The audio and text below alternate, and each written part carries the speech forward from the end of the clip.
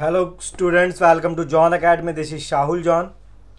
आज हम पढ़ने वाले हैं चैप्टर 12 जो कि political science code 317 class 12th का एक चैप्टर है जिसका नाम है supreme Court of India. Previous chapters को आप प्लेलिस्ट में चेक कर सकते हैं या कमेंट बॉक्स में चेक कर सकते हैं जहाँ पर आपको फुल प्लेलिस्ट इस बुक की आपको मिल जाएगी। इस वीडियो में हम पढ़ने वाले हैं सुप्रीम कोर्ट के बारे में, यानी कि सर्वोच्च न्यायालय के बारे में। सर्वोच्च न्यायालय पूरे देश का, पूरी कंट्री का सबसे बड़ा कोर्ट है जो कि सारे जो केस वेस जो लड़े जाते हैं वो सारे मेनली सुप्रीम कोर्ट के पास ही आते हैं लास्ट में। तो सबसे बड़ी संस्था जो भी है वो है जुडिशियल में सुप्रीम कोर्ट। यहाँ पर hierarchy of court in India आप देख सकते हैं। टॉप पे है सुप्रीम कोर्ट, फिर आते हैं हाई कोर्ट, फिर आते हैं लोअर कोर्ट्स। जैसा कि जुडिशरी में आप देख सकते हैं कि सुप्रीम कोर्ट को मेंशन किया गया है कॉन्स्टिट्यूशन के पार्ट 5 में, आर्टिकल 124 से 147 में इसको वर्णित किया गया है, एक्सप्लेन किया गया है। वहीं दूसरी ओर हाई कोर्ट को पार्ट 6 में बताया गया है और आर्टिकल 214 से 231 तक हाई कोर्ट के बारे में बात की जाती है, एक्सप्लेन किया गया है कॉन्स्टिट्यूशन में। सबऑर्डिनेट कोर्ट्स को पार्ट 6 में आर्टिकल 233 से 237 तक मेंशन किया गया है कॉन्स्टिट्यूशन में।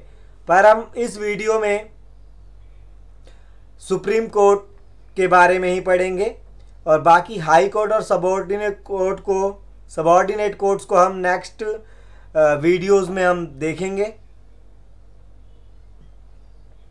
जैसे कि जो सुप्रीम कोर्ट है उसका जो एक्सप्लेनेशन है पार्ट 5 में किया गया है आर्टिकल 124 से 147 में। और पूरे कंट्री के अंदर जो सबसे बड़ी जुडिशरी की जो संस्था है वो सुप्रीम कोर्ट है। तो इंडिया में कितने सुप्रीम कोर्ट है? वो एक ही है। वही दूसरी और हाई कोर्ट्स कई सारे हैं। आप इस पिरामिड से आप देख सकते हैं कि सुप्रीम कोर्ट फर्स्ट पे आता है सबसे टॉप पे, फिर हाई कोर्ट, फिर आता है लोअर कोर्ट। अब हम देखेंगे कि सुप्रीम कोर्ट किस तरीके से इस्टेब्लिश होता है। जो establishment of the Supreme court को एक्सप्लेन किया गया है कॉन्स्टिट्यूशन के आर्टिकल 124 के 1 क्लॉज में। यहाँ पर बताया गया है कि किस तरीके से सुप्रीम कोर्ट इस्टेब्लिश होता है। आज के समय में टोटल जजेस इन सुप्रीम कोर्ट इन 2023 कितने हैं और पहले कितने थे, यहाँ आप देखेंगे। ओरिजिनली जो है strength of the Supreme court was fixed at 8 supreme court की स्ट्रेंथ रखी गई है, 8 रखी गई है, जिसके अंदर 1 चीफ जस्टिस होते हैं और 7 अदर जजेस होते हैं। पर आज के समय में 2023 में सुप्रीम कोर्ट की जो स्ट्रेंथ है एक्सटेंड हो चुकी है, जिसके अंदर 1 चीफ जस्टिस होते हैं और 33 अदर जजेस होते हैं, यानी कि टोटल मिलाकर 34 जजेस होते हैं। जस्टिस वाई चंद्रचूड़ जो है वो अभी 2023 में करंट चीफ जस्टिस हैं, यानी कि CJI हैं, चीफ जस्टिस ऑफ इंडिया हैं अभी वो।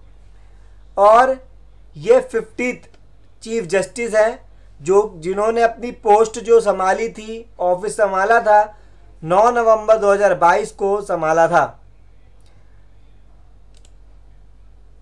फिर है अपॉइंटमेंट ऑफ जजेस, जिसको एक्सप्लेन किया गया है कॉन्स्टिट्यूशन के आर्टिकल 124 में, 124 के क्लॉज 2 में, जिसके अंदर बताया गया है कि जो जज होता है, सुप्रीम कोर्ट का जज अपॉइंट किया जाता है प्रेसिडेंट के द्वारा और उसके जो सिलेक्शन के अंदर सुप्रीम कोर्ट जजेस का जो ग्रुप होता है वो कॉलेजियम सिस्टम के द्वारा सुप्रीम कोर्ट के जज को का सिलेक्शन करते हैं, और जो कॉलेजियम होता है एससी का यानी कि सुप्रीम कोर्ट का, वो हेड, उसके जो हेड होते हैं चीफ जस्टिस ऑफ इंडिया होते हैं, और उनके जो साथ होते हैं 4 अदर सीनियर मोस्ट जजेस को भी इनके साथ के होते हैं। तो इनका जो अपॉइंटमेंट होता है प्रेसिडेंट के द्वारा होता है सुप्रीम कोर्ट के जज का, और कॉलेजियम सिस्टम के हेड जो होते हैं चीफ जस्टिस ऑफ इंडिया होते हैं, जिनके साथ 4 अदर जजेस होते हैं जो सीनियर होते हैं।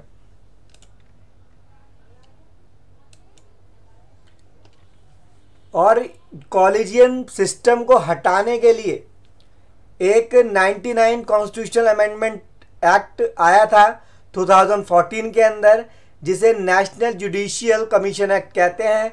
इसने चाहा कि वो रिप्लेस कर दे कॉलेजियम सिस्टम को, जिसको NJAC भी कहा जाता है, पर सुप्रीम कोर्ट ने इसको माना नहीं उनकी बात को, और ये बताया कि ये जो तुम अमेंडमेंट ला रहे हो कॉलेजियम सिस्टम को हटाने का, तो ये अनकॉन्स्टिट्यूशनल है, यानी कि प्रिंसिपल ऑफ बेसिक स्ट्रक्चर के अगेंस्ट है। इसलिए NJAC यानी कि नेशनल जुडिशियल कमीशन एक्ट, जो कि 99th कॉन्स्टिट्यूशनल अमेंडमेंट एक्ट 2014 के अंदर आया था, सुप्रीम कोर्ट द्वारा नहीं माना गया। नेक्स्ट है सुप्रीम कोर्ट के जज की क्वालिफिकेशन क्या होती है। सुप्रीम कोर्ट का जज बनने के लिए जो कैंडिडेट होगा, जो अपॉइंटमेंट होगी जज की, उसने हाई कोर्ट के अंदर 5 इयर्स तक एक एडवोकेट की जॉब करी हो, ये होना चाहिए। She has been for at least 5 years a जज ऑफ हाई कोर्ट, यानी कि हाई कोर्ट में जज होना चाहिए एटलीस्ट 5 इयर्स तक, या 2 और मोर देन 2 सच कोर्ट्स, या 2 से ज़्यादा कोर्ट्स के अंदर भी जज हो सकता है वो। साथ ही साथ at least 10 years advocate of high court, और वो भी सुप्रीम कोर्ट का जज बन सकता है जो हाई कोर्ट के अंदर जिसको 10 साल हो गए हो एडवोकेट बने हुए, या 2 और मोर देन 2 सच कोर्ट्स में। और साथ ही साथ she is in the opinion of the president distinguished jurist, और वह प्रेसिडेंट के ओपिनियन पे भी सुप्रीम कोर्ट का जज बन सकता है। ठीक है, तो यहाँ पर हाई कोर्ट का जज होना चाहिए 5 साल तक, ये भी एक क्वालिफिकेशन है, या 10 साल तक वकालत कर चुका हो हाई कोर्ट में, यानी कि एडवोकेट हो, या प्रेसिडेंट जिसको मानता है कि सही एक विधिवेत्ता है या अच्छा रूल, अच्छा मतलब बता सकता है फैसला, तो प्रेसिडेंट उसको भी अपने ओपिनियन से चुन सकते हैं। आर्टिकल 124 के क्लॉज 6 सुप्रीम कोर्ट जज टेक ओथ बाय प्रेसिडेंट, ये तो आपने क्वालिफिकेशन पढ़ी। यहाँ पर आप देख सकते हैं कि सुप्रीम कोर्ट का जज जो है ओथ किससे लेते हैं, प्रेसिडेंट से लेते हैं। ये लिखा हुआ है आर्टिकल 124 6 में, 124 क्लॉज 6 में। और टेन्योर क्या होता है सुप्रीम कोर्ट के जज का, वो होता है 65 ईयर्स तक होना चाहिए उनकी एज, तब वो 65 ईयर्स तक अपने पोस्ट पर बने रह सकते हैं सुप्रीम कोर्ट के जज। अब बात सामने आती है कि उनको हटाया कैसे जा सकता है सुप्रीम कोर्ट के जज को। रिमूवल ऑफ जजेस, आर्टिकल 124 क्लॉज 4 एंड 124 क्लॉज 5। तो यह आर्टिकल है जिसमें रिमूवल ऑफ जजेस बता रखा है। रिमूवल करने के लिए यानी कि रिमूव करने के लिए जज को पार्लियामेंट के अंदर लोकसभा के सपोर्ट में मेंबर कितने होने चाहिए, 100 होने चाहिए। राज्यसभा में मेंबर होने चाहिए 50 होने चाहिए। और साथ ही साथ the address must be supported by A special majority. Special majority के द्वारा भी हटाया जाता है। स्पेशल मेजॉरिटी का मतलब लोकसभा के 2/3 मेंबर हो सकते हैं हटाने के लिए और each house of the parliament. दोनों में से किसी में से भी अगर 2/3 मेंबर्स होते हैं तो स्पेशल मेजॉरिटी से जज को हटाया जा सकता है, या ये प्रूव हो जाए कि मिसबिहेवियर है जज का या इनकैपेसिटी है जज की, तो ये भी सुप्रीम कोर्ट के जज को प्रेसिडेंट के द्वारा हटाया जा सकता है। नो जज of the Supreme Court has been impeached so far, यानी कि किसी भी जज को सुप्रीम कोर्ट के जज को महाभियोग के द्वारा अभी तक नहीं हटाया गया है। पर जो इम्पीचमेंट का जो थोड़ा केस आया था, हटाया गया नहीं है, पर जिनको लिए आया था केस वो थे जस्टिस वी रामास्वामी 1991 में 1993 तक, और जस्टिस दीपक मिश्रा जिनके 2017 से 18 के बीच में इन पे भी केस लगा था, पर वो नहीं हटे, रिमूव नहीं हुए हैं।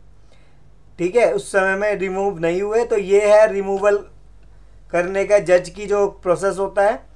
फिर है सैलरी ऑफ द जजेस of supreme court. Supreme Court के जज की सैलरी कितनी होती है? चीफ जस्टिस ऑफ इंडिया की सैलरी होती है पर मंथ 2,80,000 और अदर जज की सैलरी होती है 2,50,000 पर मंथ।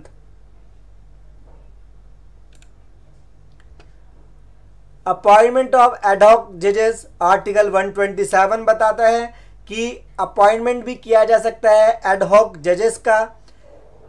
किस लिए किया जाता है? अगर कोरम जो है, कोरम के अंदर पूरे जज नहीं आ पा रहे हैं तो अपॉइंट करा जा सकता है एडहॉक जज को, जज की पोस्ट को फिलअप करने के लिए। वहीं दूसरी ओर रिटायर्ड जज को भी आर्टिकल 128 कहता है कि जो रिटायर हो चुके हैं वो भी कोरम को और परमानेंट जजेस को अगर ज़रूरत होती है परमानेंट जजेस की तो इनको भी लाया जा सकता है रिटायर्ड जज को आर्टिकल 128 के जरिए। पर जो ये होते हैं इनका अपॉइंटमेंट जो होता है एडहॉक जजेस का वो स्पेसिफाइड टाइम होता है, और रिटायर्ड जज का टाइम जो होता है बनने का वो होता है शॉर्ट टाइम। तो यहाँ पर आपने देखा कि हाई कोर्ट के जज को एडहॉक के तौर पे, जो एडहॉक है सुप्रीम कोर्ट के जज के तौर पे स्पेसिफाइड टाइम के लिए नॉमिनेट कर सकते हैं चीफ जस्टिस ऑफ इंडिया, और वहीं दूसरी ओर रिटायर्ड जज को भी शॉर्ट टाइम के लिए लाया जा सकता है आर्टिकल 128 के जरिए। फिर है अ कोर्ट ऑफ रिकॉर्ड, जिसे आर्टिकल 129 में एक्सप्लेन किया जाता है कॉन्स्टिट्यूशन में। इसमें बताया गया है जो सुप्रीम कोर्ट है एक कोर्ट ऑफ रिकॉर्ड भी है, जिसके अंदर जो भी सुप्रीम कोर्ट अपना डिसीजन बताता है उसको सभी हाई कोर्ट्स को मानने पड़ते हैं, वो इम्प्लीमेंट उन्हें करते हैं। साथ ही साथ अगर कोई पर्सन ऐसा करता है कि उसका कंटेम करता है यानी कि निरादर करता है सुप्रीम कोर्ट का, तब उस पर्सन को जेल हो सकती है। तो यहाँ आपने देखा कि जो भी सुप्रीम कोर्ट डिसीज़न लेता है वो सभी हाई कोर्ट और लोअर कोर्ट मानेंगे। दूसरी ओर अगर कोई कंटेम करता है पर्सन, सुप्रीम कोर्ट का निरादर करता है, मानहानि करता है, तो उसको जेल हो सकती है। तो ये है अ कोर्ट ऑफ रिकॉर्ड। फिर है jurisdiction of the Supreme court. First है ओरिजिनल ज्यूरिडिक्शन, जिसको एक्सप्लेन किया गया है कॉन्स्टिट्यूशन के आर्टिकल 131 में। इसमें बताया गया है कि अगर गवर्नमेंट ऑफ इंडिया और one side and the more states on the other side, यानी कि गवर्नमेंट ऑफ इंडिया या अदर स्टेट के बीच में कोई डिस्प्यूट होता है तो वो केस किसके पास जाएगा? सुप्रीम कोर्ट के पास जाएगा। अगर कोई एक स्टेट दूसरे स्टेट से डिस्प्यूट करता है तब केस किसके पास जाएगा? सुप्रीम कोर्ट के पास जाएगा। अगर कई सारे स्टेट्स आपस में डिस्प्यूट होता है उनके बीच में, तब भी केस किसके पास जाता है? सुप्रीम कोर्ट के पास। तो ये है ओरिजिनल ज्यूरिसडिक्शन, जिसका एक्सप्लेन किया गया आर्टिकल 131 में। फिर आता है रिट ज्यूरिसडिक्शन, जिसको एक्सप्लेन किया गया आर्टिकल 32 में, जिसके अंदर जितने भी रिट्स हैं वो सारे सुप्रीम कोर्ट के अंतर्गत आते हैं, जिसका एक्सप्लेन किया गया आर्टिकल 32 में। The Supreme Court has been invested with special power in the enforcement of fundamental rights. In this section connection, it has the power to issue direction or writs. तो supreme Court के पास power है कि वो issue करे direction को और Ritz को, जो भी आपने 5 तरीके की रिट्स पढ़ी होगी, जिसमें हैबियस कॉर्पस होता है, ये सारी ये भी सुप्रीम कोर्ट के अंडर में आता है, रिट ज्यूरिसडिक्शन। यानी कि जो रिट को जारी करता है वो सुप्रीम कोर्ट ही करते हैं। फिर आता है PIL आर्टिकल 32 जो कि सुप्रीम कोर्ट के पास है, और 226 जो कि हाई कोर्ट में के लिए मेंशन है। तो इसमें PIL के बारे में बताया गया है। PIL की फुल फॉर्म है public interest litigation can also be heard directly. This is an extra constitutional practice. There is no mention of PIL in the constitution. तो PIL को आपने जाना, सुप्रीम कोर्ट आर्टिकल 32 के जरिए सुनता है और हाई कोर्ट सुनता है 226 के जरिए। फिर आता है अपीलिएट ज्यूरिसडिक्शन। अपीलिएट ज्यूरिसडिक्शन से कहते हैं जब लोअर कोर्ट के अंदर किसी व्यक्ति की बातों को नहीं सुना जाता, तब वो हाई कोर्ट में जा सकता है, फिर सुप्रीम कोर्ट में जा सकता है। सबसे बड़ा कोर्ट है सुप्रीम कोर्ट, वो अंत है उसका, यानी कि सुप्रीम कोर्ट से बड़ा कोई कोर्ट नहीं है। तो लोअर कोर्ट की बात, जब लोअर कोर्ट आपकी बात ना सुने या हाई कोर्ट आपकी बात ना सुने, तो आप सुप्रीम कोर्ट तक जा सकते हैं। इसको ही अपीलिएट ज्यूरिसडिक्शन कहते हैं। फर्स्ट है इसमें अपील्स इन कॉन्स्टिट्यूशनल केसेस।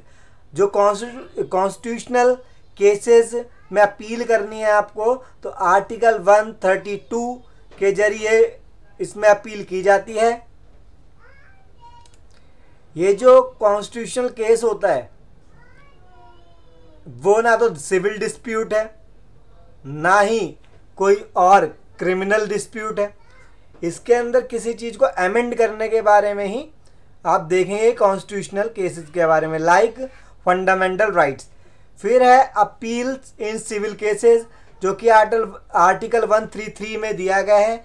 ये जो इसमें जो अपील की जाती है वो सिविल केसेस के लिए की जाती है, जो कि civil dispute relating to property, marriage, money, contract and service etcetera are called civil cases. सिविल केसेस किसे कहते हैं? जो भी केस किया जाता है प्रॉपर्टी के लिए, मैरिज के लिए, मनी के लिए, ये सारी चीज़ें आती हैं सिविल केसेस में। पहले इसमें जो सिविल केसेस के कुछ अमाउंट रखा हुआ था 20,000 था, जो कि 30th कॉन्स्टिट्यूशनल अमेंडमेंट एक्ट 1972 जब से आया तो इसके अंदर मॉनेटरी लिमिट यानी कि पैसे की कोई लिमिट नहीं होगी, इसको हटा दिया गया। फिर आता है आर्टिकल 134 जिसमें अपील इन क्रिमिनल केसेस के बारे में बात की जाती है, और इसके अंदर क्रिमिनल केसेस से पता चल रहा है इसमें क्रिमिनल केसेस आते हैं। तो जिसमें भी क्रिमिनल केसेस के बारे में बात की जाती है या केसेस होते हैं, उसे अपील इन क्रिमिनल केसेस में डाला जाता है, जो कि आर्टिकल 134 में मेंशन है। फिर है एडवाइजरी ज्यूरिसडिक्शन, जिसमें जो कि आर्टिकल 143 के अंदर मेंशन है, कॉन्स्टिट्यूशन के आर्टिकल 143 में। इसके अंदर कोर्ट जो है वो उसको राइट है एडवाइस देने का। इसके अंदर प्रेसिडेंट भी सुप्रीम कोर्ट से एडवाइस ले सकते हैं। इसी पावर को एडवाइजरी ज्यूरिसडिक्शन कहते हैं। Under advisory jurisdiction the president of India may refer any question of law और public importance to Supreme Court for its advice. तो यहाँ पर but the Supreme Court is not bound to give advice. यहाँ पर जो president है supreme court से advice ले सकता है, पर इसके अंदर कोई सुप्रीम कोर्ट बाउंड नहीं है कि उनको एडवाइस दे। इसको ही एडवाइजरी ज्यूरिसडिक्शन कहते हैं। आर्टिकल 143 के अंतर्गत ये आता है। Guardian of the constitution, supreme court को गार्जियन ऑफ द कॉन्स्टिट्यूशन कहा जाता है। यहाँ आप देख सकते हैं कि ये प्रोटेक्टर है फंडामेंटल राइट्स का भी, review of its own judgment, और अपना जजमेंट का अपने ही खुद ऑन जजमेंट का वो रिव्यू भी कर सकता है। सुप्रीम कोर्ट जो भी उसने अपना डिसीजन दिया है उसको खुद से ही वो दोबारा रिव्यू कर सकता है। फिर है जुडिशियल रिव्यू, जिसको एक्सप्लेन कई आर्टिकल्स में किया गया है, पर मैंने यहाँ पर कुछ आर्टिकल मेंशन किए हैं, जैसे 13, 32, 245 और भी आर्टिकल्स है, आप देख सकते हैं। जुडिशियल रिव्यू के अंदर जो भी लेजिस्लेचर काम करता है या एग्जीक्यूटिव काम करते हैं वो उन सब की जांच करता है, यानी कि जुडिशियल रिव्यू करता है सुप्रीम कोर्ट। और ये जो जुडिशियल रिव्यू है वो यूएस से लिया गया है, तो इसमें सिर्फ यही देखा जाता है वो किस तरीके से काम कर रहे हैं लेजिस्लेचर और एग्जीक्यूटिव। फिर आते हैं पब्लिक इंटरेस्ट लिटिगेशन, जो कि आर्टिकल 32 और 226 के अंदर मेंशन है। That even people who are not directly involved in the case may bring to the notice of the court matters of public interest। इसके अंदर कोई भी व्यक्ति जो कि डायरेक्टली इन्वॉल्व नहीं है किसी भी केस से, वो कोर्ट के अंदर नोटिस डाल सकता है पब्लिक इंटरेस्ट के लिए।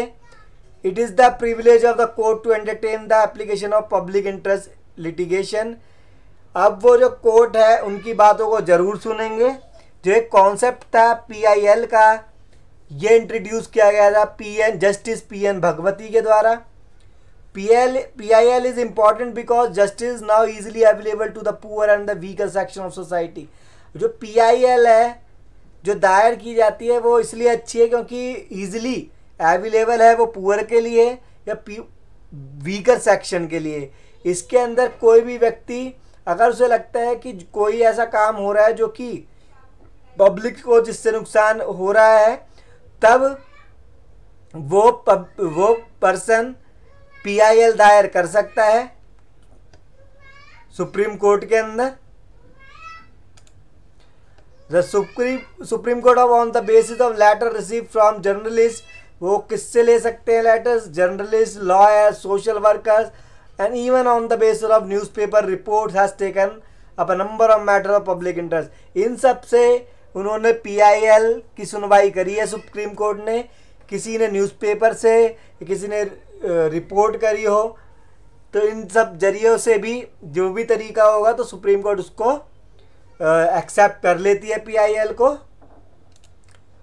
साथ ही साथ सुप्रीम कोर्ट ने जो भी लेबर हैं, ट्राइबल्स हैं, स्लम ड्वेलर्स हैं, या विमेन्स को रेस्क्यू कराया हो घरों से, या चिल्ड्रन को जुवेनाइल होम से हटाया हो या चाइल्ड लेबर को हटाया हो, इन सब के लिए भी बहुत सारे एक्शन लिए हैं, स्टेप लिए हैं। साथ ही साथ सुप्रीम कोर्ट ने एनवायरमेंटल पॉल्यूशन से रिलेटेड भी कानपुर, दिल्ली और अदर प्लेसेस के अंदर बहुत सी फैक्ट्रीज़ को बंद किया है, जिससे लोगों को नुकसान पहुंचता है। और अब इजीली कोई भी पर्सन यहाँ पर PIL दायर कर लेता है अगर सुप्रीम कोर्ट को ये लगता है कि जो मैटर है वो पब्लिक इंटरेस्ट का है, तब सुप्रीम कोर्ट उसकी ज़रूर सुनवाई करता है। तो ये वीडियो हमारी यहीं कंप्लीट होती है। अगर आपको ये वीडियो पसंद आई है तो इस वीडियो को लाइक शेयर करना ना भूलें।